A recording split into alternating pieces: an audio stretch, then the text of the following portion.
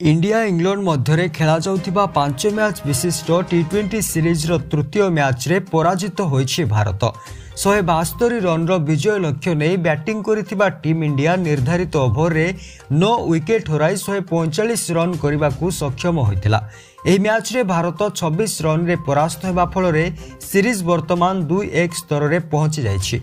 गतकाली हार्दिक पांड्या व्यतीत अन्य कौनसी बैटर आखिदृश्य स्कोर करिबारे विफल होइथिले। ओपनर संजू सैमसन मात्र 3 रन करी आउट होइतिला बेले भल आरंभ करिथिबा अभिषेक शर्मा 14 बॉल रु 24 रन करी पाविलियन फेरी जाइतिले।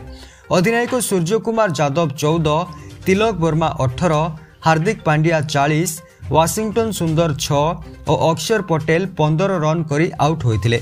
सेभली ध्रुव जुरेल 2 रन और मोहम्मद सामी 7 रन करबा पई सक्षम होइतिले। आउ शेषरे रवि बिश्नोई 4 एवं वरुण चक्रवर्ती 1 रन करी नॉट आउट रहितिले।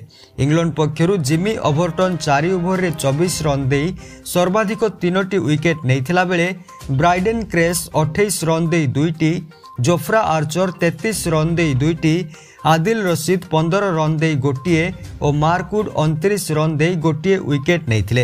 एही भली भारतीय क्रिकेट दलर सविशेष खबर जानिबा पई वीडियो को लाइक एवं चैनल को सब्सक्राइब करंतु।